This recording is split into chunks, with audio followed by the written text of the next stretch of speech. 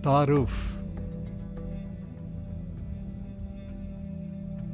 शायद हम सब जानते हैं कि ईसा अल मसीह एक कुंवारी लड़की से पैदा हुए, लेकिन क्या आपने कभी सोचा कि ये सब कैसे हुआ?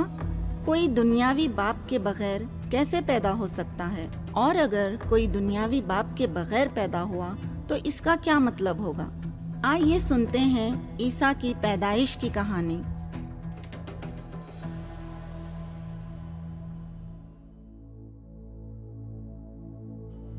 कहानी।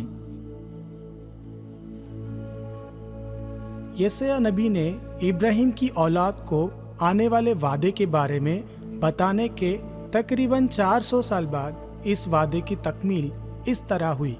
एक शख्स यूसुफ की एक जवान कुंवारी लड़की मरियम से मंगनी हुई।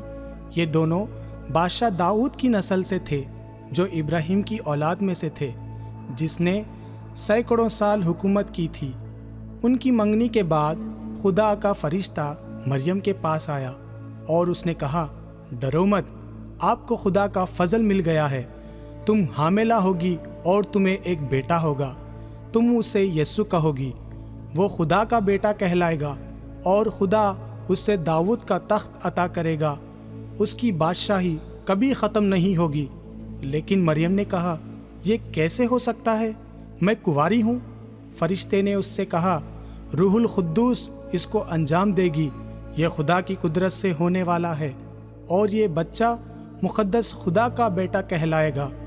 खुदा के लिए कुछ भी नामुमकिन नहीं। तो मरियम ने कहा, तो ऐसा ही होने दो जैसा तुमने कहा था। मैं रब की बंदी हूँ। बाद में यूसुफ को पता चला कि मरियम हामिला है, जैसे फरिश्ते ने कहा था। लेकिन यूसुफ नहीं जानता था कि ये रूहुल खुद्दूस की ताकत से था। इसलिए उसने फैसला किया कि वो खामोशी से मंगनी तोड़ देगा। वो मरियम को शर्मिंदा नहीं करना चाहता था। लेकिन फिर यूसुफ ने एक ख्वाब देखा और ख्वाब में एक फरिश्ता उसके पास आया और कहा, मरियम से शादी करने से मत डरो। उसका बच्चा रूहुल खुद्दूस से है। मरियम को बेटा होगा। तुम उसका नाम यीशु रखोगे, क्योंकि वो अपने लोगों को उनके गुनाह से बचाएगा। यूसुफ ने उस ख्वाब में कहे गए फरिश्ते की फरमाबरदारी की और बेटा होने तक उससे दूर रहा। ये सब कुछ उस बात को पूरा करने के लिए हो रहा था जो यशायाह ने 400 साल पहले कही थी। एक कुंवारी लड़की एक बेटे को जन्म देगी और वो इम्मानुएल कहलाएगा, जिसका मतलब है खुदा हमारे साथ है। जब बच्चे की पैदाइश का वक्त आया तो हुकूमत ने हुक्म दिया था कि मर्दमशुमारी होगी। अपना अपना नाम दर्ज करवाने हर एक को अपना शहर जाना था। लिहाजा यूसुफ और मरियम को भी इन दर्ज करवाने के लिए बादशाह दाऊद के शहर बेतलहम जाना पड़ा। जब वो वहाँ पहुँचे तो उनके लिए ना ठहरने की जगह थी, ना ही कोई मेहमान खाना। फिर बच्चा चरनी में पैदा हुआ। उन्होंने उस बच्चे को कपड़े में लपटा और चरनी में रखा, जैसा कि फरिश्ते ने उन्हें बताया था। यूसुफ और मरियम ने उस बच्चे का नाम यस्सु रखा। आखिरकार खुदा के वादे के मुताबिक ईसा मसीह इस दुनिया में आए।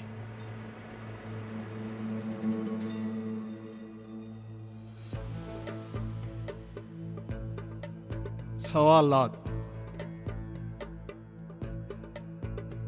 आगे बोले जाने वाले सवालों को सुनकर ऑडियो को रोकिए और उन सवालों के बारे में सोचिए और बातचीत कीजिए। इस कहानी में आपको क्या अच्छा लगता है? खुदा के फरिश्ते ने मरियम से क्या कहा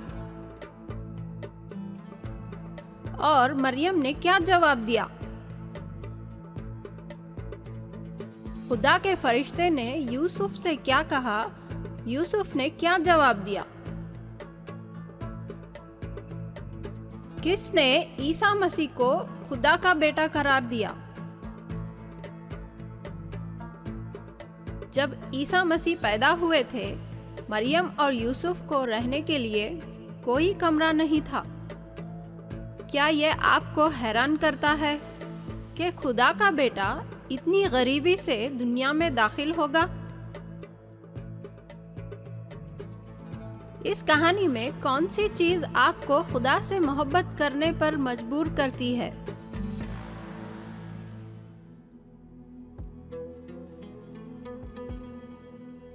خلاصہ۔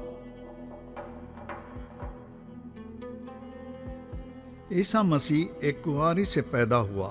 جس طرح خدا کے پیغمبروں نے پیشن گوئی کی تھی، وہ بادشاہ داؤد کی نسل سے تھا اور بادشاہ داؤد کے شہر میں پیدا ہوا، لیکن اس کے ساتھ شہزادے کی طرح سلوک نہیں کیا گیا، بلکہ وہ غریب لوگوں کے بیچ اور مسکین جگہ پر پیدا ہوا تھا۔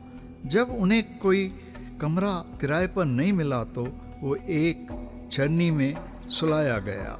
یشعیاء نبی نے کہا کہ کنواری سے پیدا ہونے والا بچہ ہمارے ساتھ آنے والا خدا ہوگا۔ خدا کے فرشتے نے عیسیٰ مسیح کو سب سے اونچا خدا کا بیٹا کہا۔ وہ اپنے لوگوں کے ان کے گناہوں سے بچانے آیا تھا، جو صرف ایک خدا کر سکتا ہے۔ بے شک کسی دنیائی باپ کے بغیر سیدھے خدا کی طرف سے آنے کے بعد عیسیٰ مسیح کو خدا کا بیٹا کہنا درست اور حق ہے۔